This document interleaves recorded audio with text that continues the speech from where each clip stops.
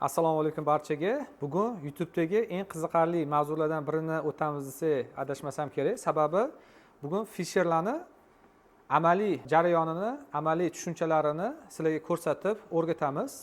Oldingi videolarimizda nazariy va kompaniya haqida ma'lumotlar berdik. Bular ham muhim narsa, lekin har bitta Fisher ishlatayotgan odam, yo'lmasa Fisher olmoqchi bo'lgan odam bu video darslikni ko'rishi shart deb o'ylayman. Sababi Fisher apparatlarimizda bilasizlar, bu aniqlik o'lchuvchi instrumentlar hisoblanadi. Ya'ni bunda noto'g'ri foydalanish noto'g'ri natijalarga olib keladi va birovni haqqini yeb qo'yishga ham olib keladi, yo'lmasa tushunmovchilikka olib keladi. Shuning uchun Fisher amaliy dars jarayonini har bitta odam ko'rishi shart deb o'ylayman. Men aytmoqchiman, Fisher ishlatayotgan odamni ko'proq. Fisher olmoqchi bo'lsangiz ham oldindan o'rganib qo'ysangiz ziyon qilmaydi.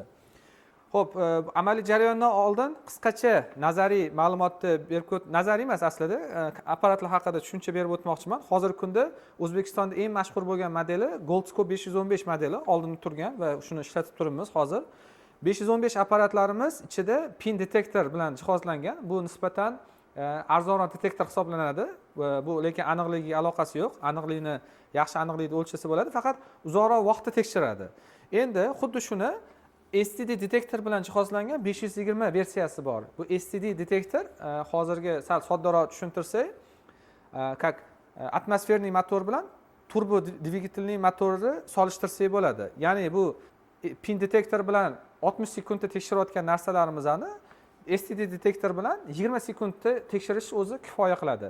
Apparatda katta kichkinaligi ham bir xil bo'ladi, lekin ikki xil texnologiyada. Boya tushuntirib o'tganimdek. O'shaning uchun agar aniqlikda juda ham xohlovchilar uchun, laboratoriyalar uchun biz обязательно STD detektorni tavsiya qilamiz. 520 yoki undan yaxshilarini. Express analizlar uchun, tilla do'konlari uchun, masalan, 1-2 probaga ham plus minusini o'rtacha hisoblaydiganlar uchun ham 515 bemalol tavsiya qilamiz. Unda ham 515 da ham aniqligi yaxshi erishsa bo'ladi, faqat juda ham ko'p vaqt talab qiladi. Juda ham ko'p vaqt bilan, ko'p usullar bilan tekshirish talab qiladi.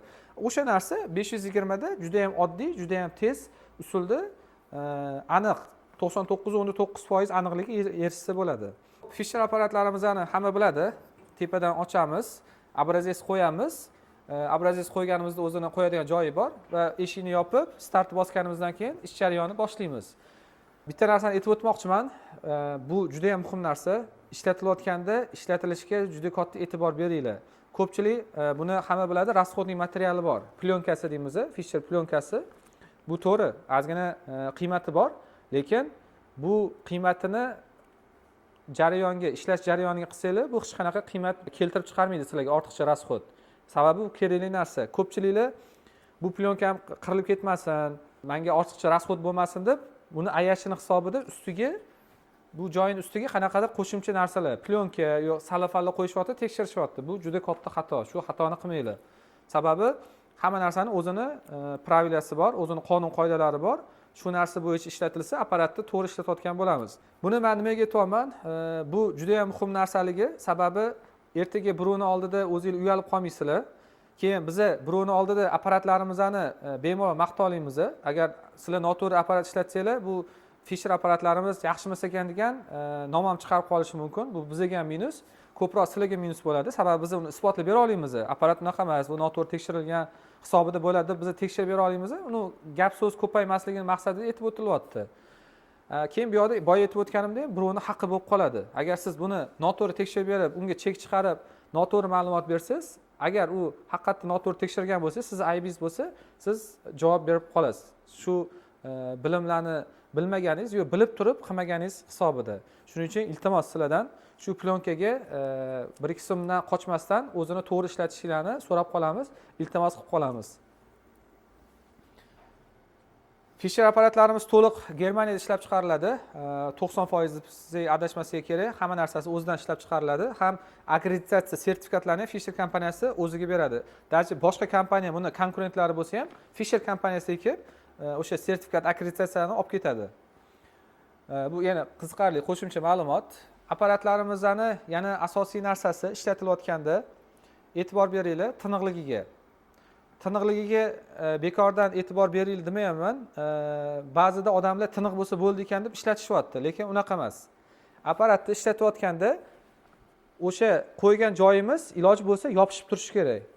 Yopishib turgan holatda bizni aniq boyaga aytayotgan 99.9% aniqlikni erishishimiz mumkin. Agar deylik, masalan, fokusini bu yoqdan ko'pchilik biladi, burasi fokusini tiniqlashtirish mumkin. Endi tasavvur qiling, sizni obyektingiz yopishib turmadi, plyonkaning ustida qanaqadir arka bo'lib turibdi. Lekin siz fokusni to'g'rilagan holatda, naryoni burlagan holatingizda fokusini tiniqlashtirishingiz mumkin. Lekin fokus tiniqlashdi degani bu bo'ldi, hammasi joyida degani emas. Buni ba'zan ilojsiz narsalarda qilishingiz mumkin, lekin iloji bo'lsa o'sha fokusni to'g'irlatib tiniq qolmani degan narsani esdan chiqaringlar, sababi u yopishib turishi kerak qonun qoida bo'yicha. Buni nimaga aytyapman? Agar bizda yopishib turmasa, bu yoqda orasida masofa bor-ku, o'sha masofa rentgen nurlarini yetib borishini va ma'lumotni detektorga kirib borishini kamaytiradi va bizga xatolikni keltirib chiqaradi. Endi xatolik deganim 10-20 xatolik emas, 2-3 proba, даже 5-6 probagacha xatolik keltirib chiqarishi mumkin. Iloji boricha agar yopishib turadigan joy bo'lsa, izdeliyalarmi yo bu obrazeslardan bo'lsa, yopishtiringlar. Agar iloji bo'lmasa, unda o'sha fokusni to'g'irlab, o'sha masofani hisobga olishingiz mumkin. Lekin 1-2 probaga pogreshiniz ko'proq bo'lish ehtimoli bor. Ko'proq bo'lishiga. O'shanga harakat qilinglar yopishtirishga. Keyin yana asosiy narsa bu Fisher ishlatayotganda bilinglarki, shu dumaloq nuqtasidan boshqa nuqtalari Fisher sizlarga tekshirib bermaydi. Именно shu dumaloq nuqtasi 1 mm hisoblanadi kollimatori. O'sha nuqta sizlarga rentgen ma'lumotni olib beradi. Agar sizlar dumaloq nuqtadan tashqariga yarmini kirgizib, yarmini tashqarida bo'lib qolsa, unda 100% xato tekshiradi, 100%. O'shanga e'tibor beringlar. Keyin zanjirni tekshirayotganda ham o'shanga iloji boricha qoplashga harakat qiling. Ochuv joylari qolib ketmasin. Ochuv joylari qolib ketsa ham xatolik ko'tariladi. Xatoliklarni kelib chiqishiga sababchi bo'lib qolasiz. O'shanga boyiga bundan oldingi nazariy videolarimizda tushuntirib o'tdik. Kollimator degan narsa. Kollimator deb shu pritselga aytamiz biz, dumaloq diametrga 1 mm. 550-600 modellarida, yo'masa qimmatliroq modellarida 4 ta kollimatordan iborat bo'ladi. U 4 ta kollimatorni kichkina ham, katta ham qilib ishlatsangiz bo'ladi. Kichkina kollimatorlar plus tomoni kichkina narsalarni, ingichka narsalarni tekshirayotganda aniq tekshirib berishga bizga sababchi bo'ladi. Katta kollimator kerak bo'lsa, masalan, bizda hozir 1 mm, Fisher apparatlarida 3 mm gacha kollimator ishlatsak bo'ladi.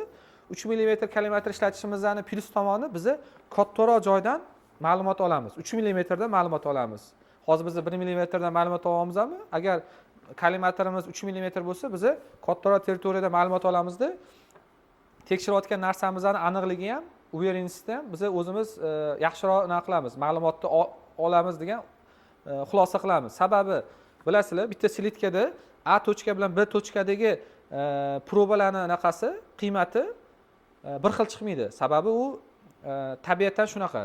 A tochka, B tochka baribir 2-3 proba farq qiladi. O'shaning uchun biz bunaqasi kollimatori katta bo'lsa, 3 mm bo'lsa, biz kattaroq maydondan olganimiz uchun o'rtacha qiymatini aniqroq hisoblab olamiz. Kollimatori muhimligini aytib o'tayman.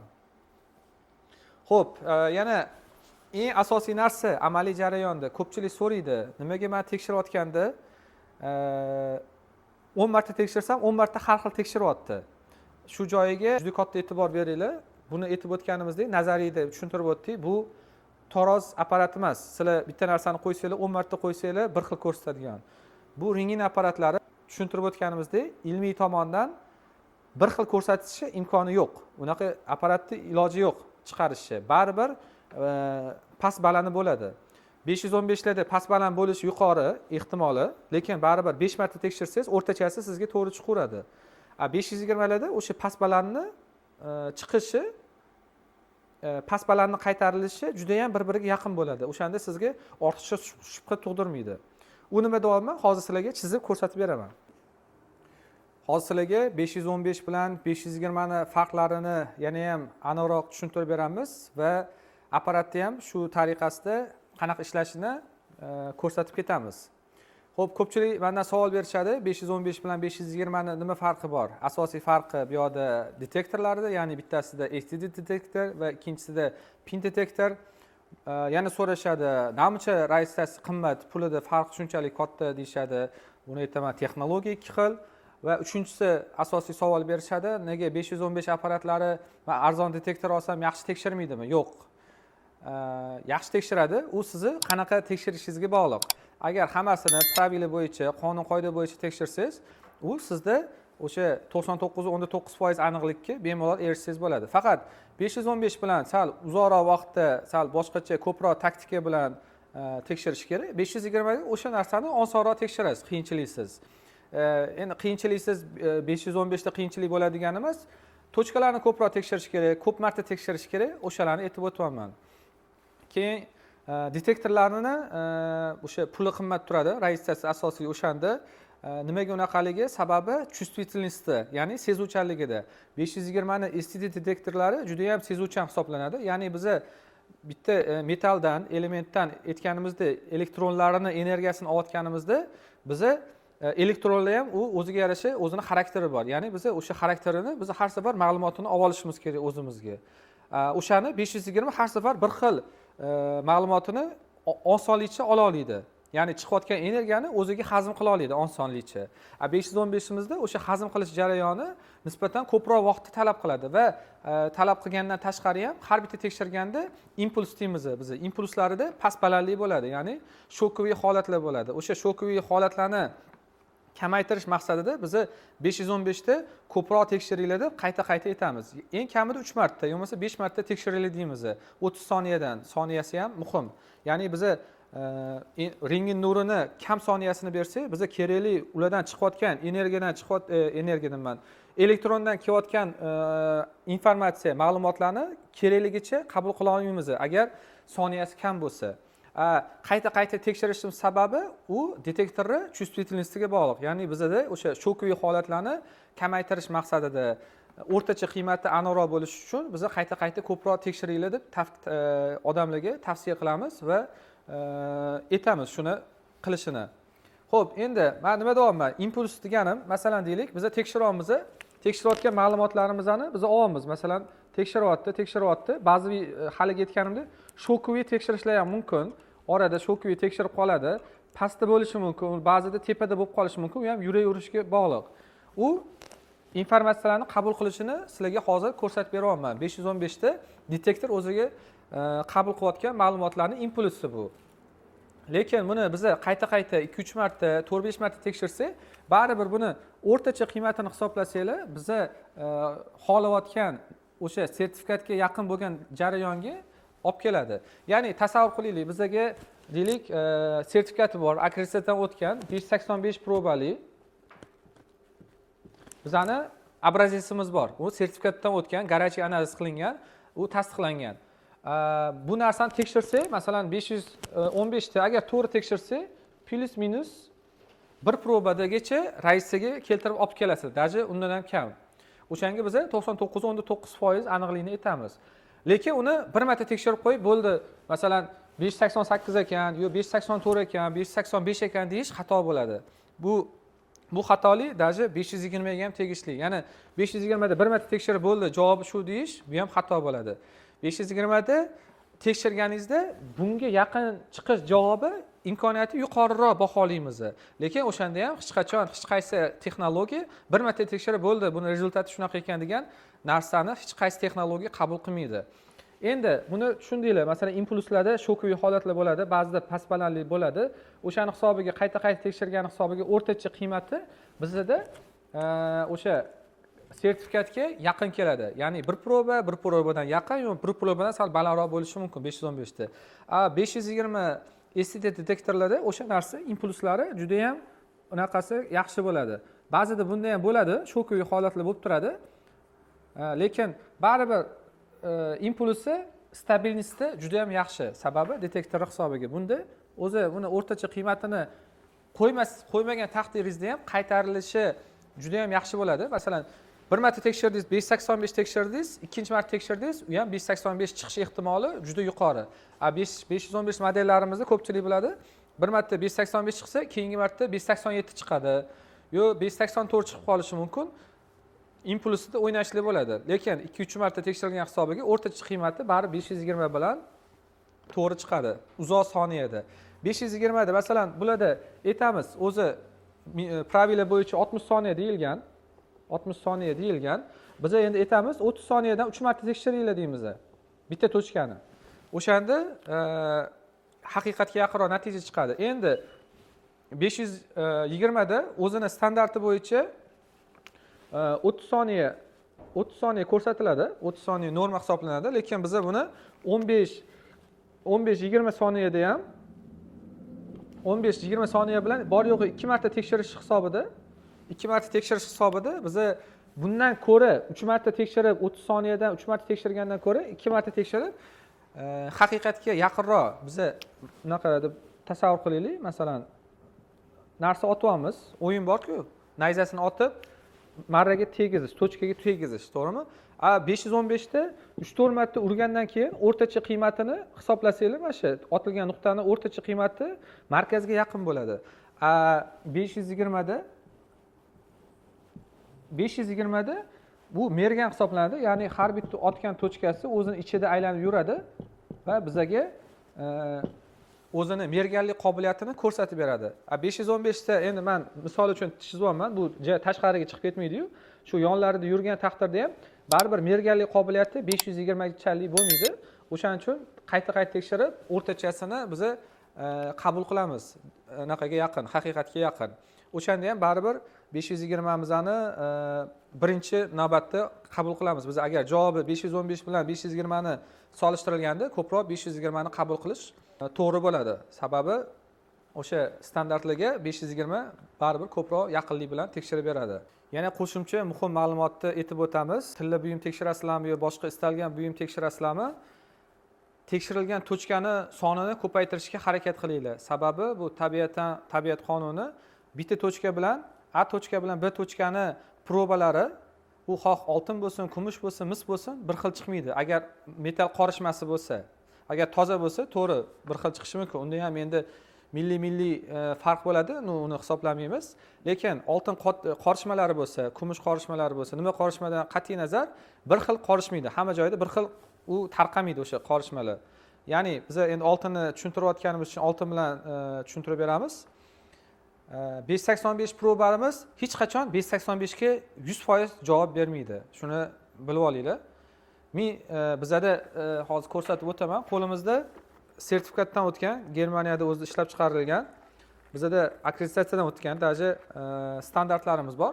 Bu standartlarda yozilgan, masalan 584 yo 900, 750 necha proba bo'lsa, hamma standartlarimiz bor. Lekin shu standartlarning orqasida ham pogreshность bor, ya'ni xatoligi bo'lishi mumkin deb 0.05, 0.03 foizgacha xatolik bor deb sertifikatni o'ziga yozib ketadi. U nima degani? Hech qaysi kompaniya, hech qaysi tashkilot 585 mi 585 ga javob beradi deb aytolmaydi. Har bitta tekshirilgan standartni, bu qo'limizdagi standartlarga o'xshagan narsani o'zini xatoligi bo'ladi. U xatoligi usiz iloji yo'q. Ya'ni aytayotgan narsamiz o'sha bizda masalan standartimiz bor qo'limizda. Standartimiz bor. Bu 585 deb bergan deylik. Lekin bunda aytadi plus minus 0.05, 0.3, 0.2 degan xatoliklar bor, xatoligi bo'lishi mumkin deb o'zi tasdiqlab beradi. Sababi u tasdiqlamasa iloji yo'q. U nima degani? Bu metal, bu tochkani tekshirayotganingizda bu tochka bilan farqi bo'ladi. Ya'ni bu tochka 586 bo'lishi mumkin, bu tochka 585,5 bo'lishi mumkin, bu markaz nuqta 585 bo'lishi mumkin. Har bitta tochkani tekshirganingizda qanchadir plus minusda raisi bo'ladi. Bu nimaga aytayapman? Bizda ko'pchilik xoh izdeliya bo'lsin, tayyor buyum bo'lsin, xoh lom bo'lsin, slitka bo'lsin, bitta tekshirib, probasi buncha ekan deb ko'pchilik aytayapti. Bu noto'g'ri fikr. Shu joyi alohida hisobga olib qo'yinglar. Hech qachon bitta tochkani tekshirib, xulosa qilishga shoshilmanglar. Bu xulosani hech kim bera olmaydi bitta tochkani tekshirib. Uni qachon xulosa qilish mumkin? 100% to'g'ri deyish uchun, uning uchun garachi analiz qilish kerak. O'sha garachi analiz qilganda u endi uzoq davom etadigan jarayon. Unda siz 100% bitta harakat bilan aniq javobga erishishingiz mumkin. Lekin unaqa bitta tochkani tekshirib, rentgen bilan analiz qiladigan bo'lsa, hech qachon 100% aniqlikda tekshirish imkoni yo'q. U xoh 520 bo'lsin, xoh masalan aytmoqchi bo'lganim, xoh $10,000 apparat bo'lsin, xoh $100,000 apparat. Bitta tochka bilan ishni bitirishi imkoni yo'q. O'shani hisobga olib qo'yinglar. Bu juda kerak, muhim ma'lumot. tekshirayotganda sizlarga oldinglarga o'zini iltimos bilan kelib buni tekshirib beringlar desanglar, iloji boricha ikkita yo bo'lmasa 3 ta joyini tekshirib, o'rtachasi shunaqa ekan, 3 ta joydan shunaqa ma'lumotlar chiqdi. Sizniki o'rtacha hisobda shu obrazesiz deylik 585, 587 yo'q qanaqadir qiymatini aytib o'tsanglar, u haqiqatga muvofiq bo'ladi, to'g'ri bo'ladi. Sizlar bilan hozirgi gaplashilayotgan temalar asosiysi nimalardan iborat bo'ldi? Birinchisi, apparatni qanaqa pozitsiyada joylashtirish bo'ldi, tushuntirdik uni. Tushundinglar degan umiddamiz va qo'shimcha hech qanaqa narsa tekshirayotganda plyonka, salafan yo nimadir qilishi, oldini olishni so'rab qolamiz. U bizani tekshirayotgan natijalarga, bu impulslarga hammasi ta'siri bo'ladi. Va uchinchisi, nimaga biza qayta tekshirsak bir xil javob olmasligimizni shu jadvallar bilan, rasmlar bilan tushuntirib berishga harakat qildik. Agar u bu savolinglar bo'lsa, bemalol kommentariyada yozishingiz mumkin. Qo'ldan kelgancha javob berishga harakat qilamiz. Keyin yana bu qaytarilishi bir xil chiqmasligiga boya tushuntirib o'tdim. Energiya kelayotgan energiya ma'lumotlari har safar metal o'zidan bir xil energiyani menda shunaqa energiyalarim bor, menda shunaqa ma'lumotlarim bor deb shundoq ikki qo'l bilan tutqazib qo'ymaydi. U daji 515 da ham 520 da ham boya aytganimdek shokuviy holatlar bo'lishiga o'sha element o'zidan qaysarlik qilayotgan bo'lsa, "Yo'q, men ma'lumotni bermoqchi emasman" degan holatlarda shunaqa shokuviy impulslarni kuzatishimiz mumkin. Lekin 520 da shu shokuviy impulslarga ham uni naqasi chувствительности yaxshi bo'lgani uchun unaqa juda ko'p shokuviy holatlar bo'lmaydi. Bu hamma narsa baribir fizika qonuniga borib taqaladi. O'shaning uchun bu apparatlarda yaxshi bilim olish, to'g'ri tekshirish talab qilinadi. Apparat oldi, start knopkani bosdim, bo'ldi, ishim hal bo'ldi. 15 sekund yetar ekan menga degan narsani esdan chiqaringlar. Bu xato fikr. Hamma narsani to'g'ri tekshirishga harakat qilinglar. Bu o'zingizlar uchun ham, bizlar uchun ham, hamma uchun foydali bo'ladi. Xudo xolasa bugungi videolarimiz asosiy aytmoqchi bo'lgan narsalarimiz shu bo'ldi. Lekin keyingi videolarimizda Fisher apparatlarini funksiyalarini qanaqa ishlatish, kerakli, yana siz bilmagan funksiyalarni ko'proq tushuntirib berish, siz balkim umuman xayolingiz keltirmagan funksiyalari bor, ularni ham ko'rsatib beramiz. O'zingiz hayratda qolishingiz mumkin. Sababi Fisher kompaniyasi juda ham keng tarixga ega, uni bilasizlar, 70 yillik tarixga ega. 70 yil davomida Fisher kompaniyasi juda ham ko'p amaliyotlarni, har xil eksperimentlarni boshdan kechirgan. Shularni sizlarga keyingi videolarda apparatni programmasini qanaqa ishlatilish, qo'shimcha qobiliyatlarini, imkoniyatlarini ko'rsatib beramiz. Hammaga rahmat.